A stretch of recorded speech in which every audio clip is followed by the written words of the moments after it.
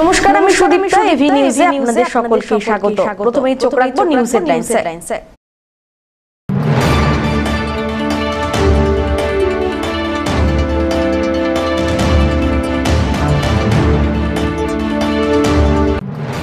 পুরসভার প্রতিনিধি কাউন্সিলর আধিকারিকদের উপস্থিতিতে জলপাইগুড়ি পুরসভার বাজেট নিয়ে রিভিউ মিটিং অনুষ্ঠিত হলো।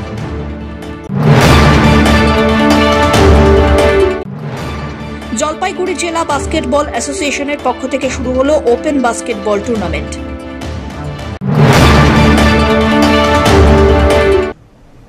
এবার আসছে বিস্তারিত সংবাদে। জলপাইগুড়ি পুরসভার বাজেট নিয়ে রিভিউ মিটিং অনুষ্ঠিত হয়ে গেল শনিবার। এদিন পুরসভার প্রতিনিধি কাউন্সিলর এবং আধিকারিকদের উপস্থিতিতে বৈঠকটি অনুষ্ঠিত হয়। বৈঠকের পর ভাইস চেয়ারম্যান সৈকত চট্টোপাধ্যায় জানিয়েছেন, এটি ছিল রিভাইজ বাজেট। একটি বাজেট মার্চ মাসে পেশ করতে হয় আর অপরটি করতে হয় 31শে ডিসেম্বরের মধ্যে। এই বৈঠকে 30শে সেপ্টেম্বর পর্যন্ত কোথায় কি খরচা করা হয়েছে বা আয় কত হয়েছে তা নিয়ে পর্যালোচনা হলো। এদিন 704 কোটি টাকার বাজেট পেশ করা হয়। উত্তরবঙ্গে যতগুলি পুরসভা রয়েছে তার মধ্যে সবথেকে বড় বাজেট জলপাইগুড়ি পুরসভার। বেশ কিছু নতুন কাজ নিয়ে সিদ্ধান্ত গ্রহণ করা হয়েছে। শহরের বিভিন্ন রাস্তার মোড়ে জলপাইগুড়ির ইতিহাস সহ বিভিন্ন বিষয়ে স্মারক ডিসপ্লে করা হবে। 140 বছরে পা দিয়েছে জলপাইগুড়ি পুরসভা। পুরসভার সোশ্যাল মিডিয়াকেও উন্নত করা হবে। তৈরি করা হবে ওয়েবসাইটের পেজ। জলপাইগুড়ি পৌরসভার যে রিভাইজ বাজেট হয়, একটা তো আমরা মার্চ মাসে বাজেট পেশ করি, আর একটা 31শে ডিসেম্বরের মধ্যে করতে হয়, যেটা 30শে সেপ্টেম্বর অবধি আমরা কি খরচা করলাম, কি আয় হলো, তার একটা রিফ্লেকশন থাকে। সেখানে আজকে আমাদের 704 কোটি টাকার আমাদের বাজেট পেশ হলো। উত্তরবঙ্গে যত পৌরসভা আছে তার মধ্যে সবচেয়ে বৃহত্তম বাজেট জলপাইগুড়ি পৌরসভা, এবং জলপাইগুড়ি শহরে এখন 2,29,000 উপরে মানুষ বসবাস করে। এবং এছাড়া আমরা কয়েকটা নতুন প্রকল্প অ্যাড করলাম, সেটা হচ্ছে যে জলপাইগুড়ির বিভিন্ন রাস্তার মোড়ে জলপাইগুড়ির ইতিহাস এবং কে নিয়ে এবং জলপাইগুড়ির অতীতকে নিয়ে এবং পর্যটন এবং জলপাইগুড়ির আগামী প্রজন্মকে শেখানোর জন্য আমরা কিছু স্মারক ডিসপ্লে করব ডিজিটাল বোর্ডের মাধ্যমে। এবং তাছাড়া আমরা জলপাইগুড়ি পৌরসভার সোশ্যাল মিডিয়াটাকে আরও অনেকভাবে ওয়েবসাইট পেজ তৈরি করব, এবং যেখানে জলপাইগুড়ি পৌরসভার সমস্ত কাজকর্ম তুলে ধরা হবে, যেটা সারা পৃথিবীর মানুষ দেখতে পারবে। কারণ আপনার ভুলে গেলে চলবে না, 140 বছরে পা দিয়েছে জলপাইগুড়ি পৌরসভা। আর আরেকটা জিনিস আমরা যেটা করেছি, আমরুদ বন্ধু প্রকল্প, মানে সেলফ হেল্প গ্রুপ থেকে মহিলাদেরকে নিয়ে এখন যে আমরা বিভিন্ন পুকুর পার্ক এগুলো হচ্ছে, সেখানে সেলফ হেল্প গ্রুপের মহিলারা কাজ করবেন, তারাই দেখভাল করবে, এবং সেগুলোর বিভিন্ন পার্ক পুকুরকে আমরা রেনোভেশন করব। এবং আপনারা জানেন যে আমরা এখানে হাই স্কুলের পুকুর এবং এর সাথে দুলাল দিঘি 11 নম্বর ওয়ার্ডে দুটো পুকুরের রীতিমতো অনুমোদন এসে গেছে, এবং তারও আমরা টেন্ডার করে দিয়েছি। এছাড়া আমরা আগামী দিনে আরও 6টা পুকুর করব, এবং আমরা 10টা আগামী দিনে নতুন হেলথ ওয়েলনেস সেন্টার করব। এগুলো সব বাজেটের মধ্যে আমাদের রয়েছে, এবং আগামী 1 বছরের মধ্যে আপনারা কিন্তু চিকিৎসা ক্ষেত্রে, পুকুর, পার্ক এবং রাস্তাঘাটের ক্ষেত্রে আপনারা প্রভূত উন্নতি দেখবেন।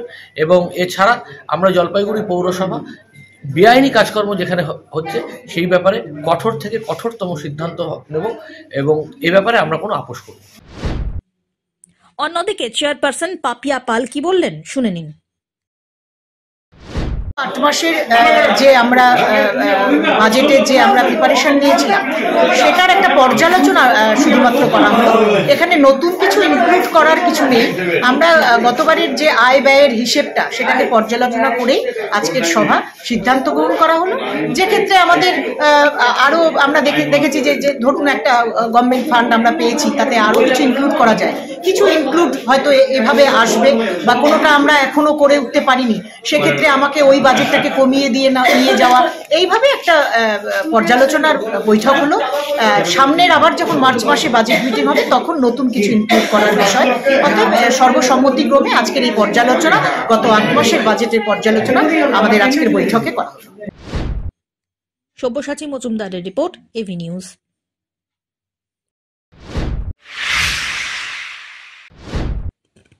আধার কার্ডের টোকেন সংগ্রহের জন্য দীর্ঘ লাইন জলপাইগুড়ির হেড পোস্ট অফিসের সামনে।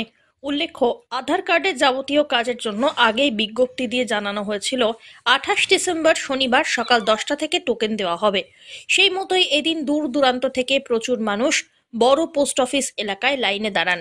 উল্লেখ্য, অন্যান্য দিনের চেয়ে এদিন টোকেন সংগ্রহের জন্য ভিড় ছিল অনেক বেশি। পোস্ট অফিসের মূল গেট থেকে শুরু করে উপভোক্তার লাইন পৌঁছে যায় প্রায় রাষ্ট্রীয় বালিকা বিদ্যালয় পর্যন্ত।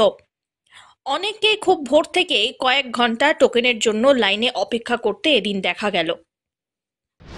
কেন এখানে এসেছেন? ময়নাগুড়ি বাড়ি। আর এখানে কোথায় এসেছেন? পোস্ট অফিসে। পোস্ট অফিসে আধারের লাইনে? কখন থেকে লাইন দিচ্ছেন? তো প্রায় ঘন্টা দেড়েক হয়ে গেল। ঘন্টা দেড়েক। এখন অবধি কুপন পেয়েছেন? হয়নি। মানে লাইনে আছেন? কেন আধারের কি সমস্যা হচ্ছে? আধারে আমার বাচ্চার সমস্যা হচ্ছে, বাচ্চার কার্ড হয়নি। বাচ্চার কার্ড হয়নি, নতুন কার্ড করছেন। কোথা থেকে এসেছেন? ময়নাগুড়ি। ময়নাগুড়ি। দক্ষিণ থাকার বাড়ি। আমি জলপাইগুড়ি পোস্ট অফিসে আসছিলাম আধার কার্ড ঠিক করার জন্য। তো সকাল 9:30টার দিকে আসছি, তার আগে এসে দেখি গেট ভর্তি, প্রচুর বড়, বিরাট বড় লাইন। কেন আধার কার্ডে কী সমস্যা? আধার কার্ডে ছেলের আধার কার্ড হচ্ছে অ্যাড্রেস ভুল আছে, তো সেটা সংশোধন করার জন্য। মানে আজকে কি টোকন দিচ্ছেন না? ঠিক আজকে খালি টোকন দিবে, টোকনের ভিত্তিতে নাম্বার হবে, কোথা থেকে এসেছেন? ডেট হবে। ময়নাগুড়ি থেকে এসেছেন এখানে কেন? আধার কার্ড বানাবো। কোথায় এসেছেন? জলপাইগুড়ি। জলপাইগুড়ি। কি সমস্যা কার? আধার কার্ড বানাবো। কার জন্য? মেয়ের জন্য, আমার জন্য।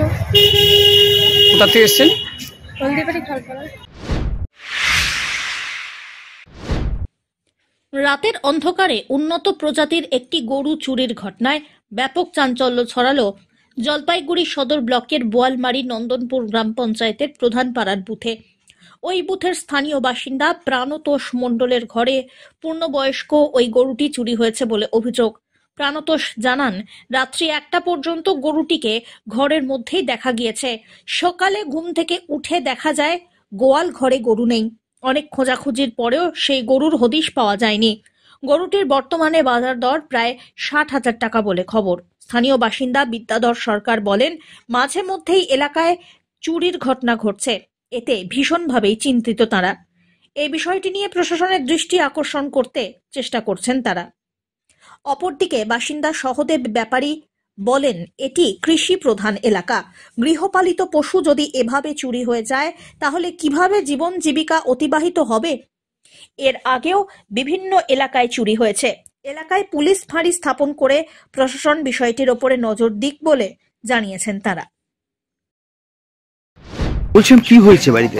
আরে আমার ঘুম চুরি হয়েছে। মানে কখন বুঝতে পারলেন? 1টার সময় আমি বাইরে বাড়াইছিলাম, তখনও আছে গরুটা। মানে রাত্রি 1টা? রাত্রি 1টা। তো আমি বাইরে থেকে যখন বাইরে বাড়াইছি, গরুটা আমাকে দিকে ডাকলো, আমি গরুটার পাশে গেলাম। আচ্ছা। শোয়া ছিল, দাঁড়ায় পড়লো। আচ্ছা। তো আমি তার গরুটা যায় শুয়েছি।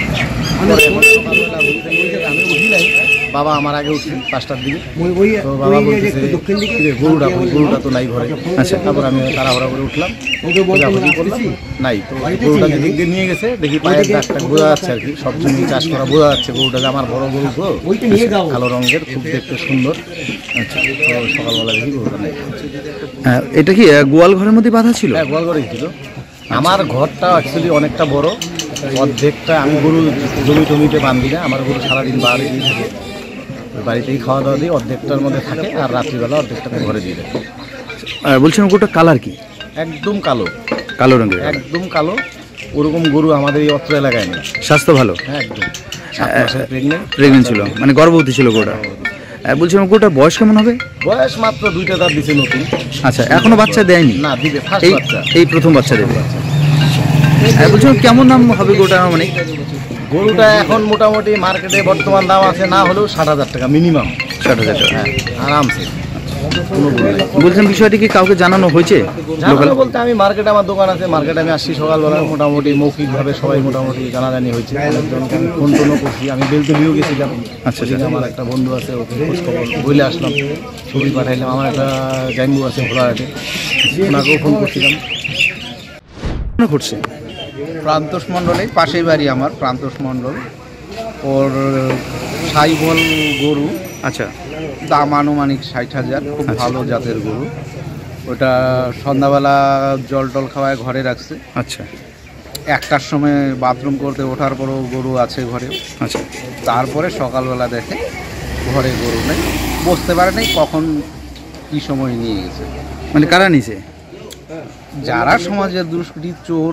আচ্ছা। চোর ও প্রবৃত্তি করে হয়তো চলে, ওরা ছাড়া আর কারা নেই। বলছিলাম এই ধরনের এলাকায় দিয়ে এই ধরনের একটা চুরি মাঝে মধ্যেই হচ্ছে, কি বলবেন?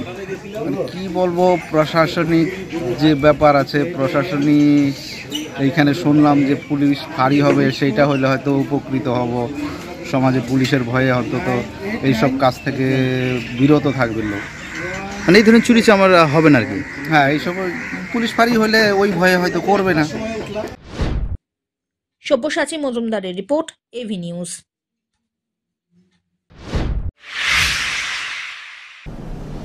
নিয়ে নিচে ছোট্ট একটি বিরতি, ফিরে আসছি বিরতির পর, সঙ্গে থাকুন।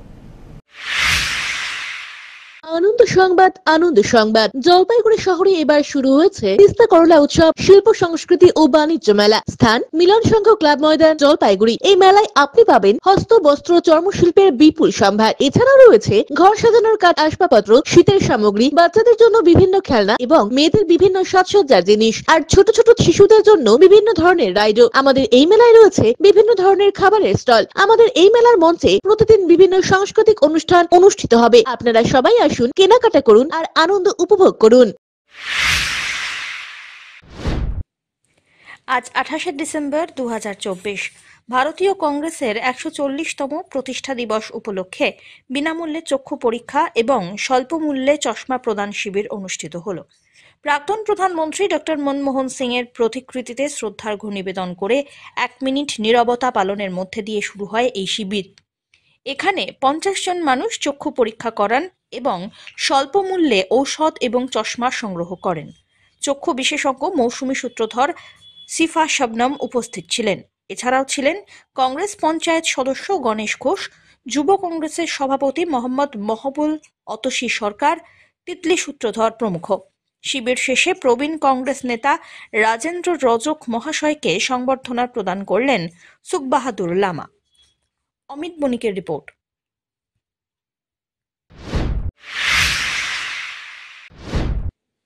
জলপাইগুড়ি জেলা বাস্কেটবল অ্যাসোসিয়েশনের পক্ষ থেকে শুরু হলো ওপেন বাস্কেটবল টুর্নামেন্ট। এই টুর্নামেন্ট জলপাইগুড়ি, শিলিগুড়ি, বিন্নাগুড়ি, দার্জিলিং এবং সোনাদা থেকে 10টি করে টিম অংশগ্রহণ করে। দিবারাত্রি খেলা অনুষ্ঠিত হবে এই টুর্নামেন্টে। এই টুর্নামেন্টের উদ্বোধন করেন জলপাইগুড়ি সদর মহকুমা শাসক তমজিৎ চক্রবর্তী। উপস্থিত ছিলেন জলপাইগুড়ি পৌরসভার চেয়ারম্যান পাপিয়া পাল, জেলা বাস্কেটবল অ্যাসোসিয়েশনের ওয়ার্কিং প্রেসিডেন্ট চন্দন ভৌমিক সহ সমস্ত সদস্য এবং সদস্যরা। চূড়ান্ত পর্যায়ের খেলা 29 তারিখ হতে চলেছে। চন্দন ভৌমিক এই বিষয় নিয়ে বলেন, জলপাইগুড়িতে দিবারাত্রি বাস্কেটবল টুর্নামেন্ট শুরু হলো। আগামী 29 তারিখ ফাইনাল। একাধিক জেলা থেকে 10টি টিম অংশগ্রহণ করেছে। আজকে আমাদের জেলা বাস্কেটবল অ্যাসোসিয়েশনের এখানে দ্বিতীয় বর্ষের একটি টুর্নামেন্ট আমরা গতবার থেকে শুরু করেছি। সেটা এসপি বিশ্বাস মেমোরিয়াল টুর্নামেন্ট, এবং এতে জলপাইগুড়ি জেলা এবং জলপাইগুড়ি জেলার পাশে দার্জিলিং জেলার প্রতিযোগীরা অংশগ্রহণ করবে। প্রায় 10টি টিম এখানে অংশগ্রহণ করছে এবং আজকে থেকে খেলা শুরু হলো। 27, 28, 29 এই 3 দিন এই খেলা চলবে এবং আমরা অত্যন্ত আনন্দিত। ইতিমধ্যে আমাদের এই উদ্বোধন অনুষ্ঠান হয়ে গেল। এইচডিও সাহেব ছিলেন, আমাদের জলপাইগুড়ি পুরসভার পুরমাতা পাপিয়া পাল এখানে উপস্থিত ছিলেন, তৎসহ আমাদের বিশিষ্ট ক্রীড়াবিদরাও এখানে উপস্থিত ছিলেন। আজকে আমাদের এই খেলা শুরু হলো এবং আগামী 3 দিন চলবে। দিনের টুর্নামেন্ট আমাদের দিনে এবং রাতেই চলবে। মেনলি দিনের যে খেলাগুলো শীতকাল ছোটবেলা, ফলে রাতেও চলবে। এই খেলা এখন দেখা যায় না, মানে অনেক না। বাস্কেটবল অ্যাকচুয়ালি জলপাইগুড়িতে বাস্কেটবলের প্রচুর মানুষ জলপাইগুড়িতে দেখেছেন। বাস্কেটবলের খুব উন্মাদনা ছিল এক সময়, কিন্তু মাঝখানে একটা বড় সময় যখন বাস্কেটবলের এই যে প্র্যাকটিসটা বন্ধ হয়ে গেছিল, এবং তার মূল কারণ ছিল বাস্কেটবলের যেখানে খেলা হতো সেই মাঠটা পরিচর্যার অভাবে ভগ্নদশায় চলে যায়। তো আমরা চেষ্টা করছি যাতে আবার নতুন করে এই খেলাটাকে চালু করা। এবং পিনাকি শিলের রিপোর্ট, এভি নিউজ।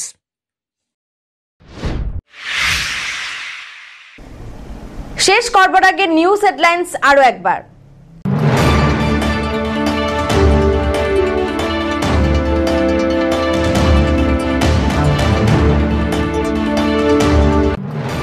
পুরসভার প্রতিনিধি, কাউন্সিলর, আধিকারিকদের উপস্থিতিতে জলপাইগুড়ি পুরসভার বাজেট নিয়ে রিভিউ মিটিং অনুষ্ঠিত হলো।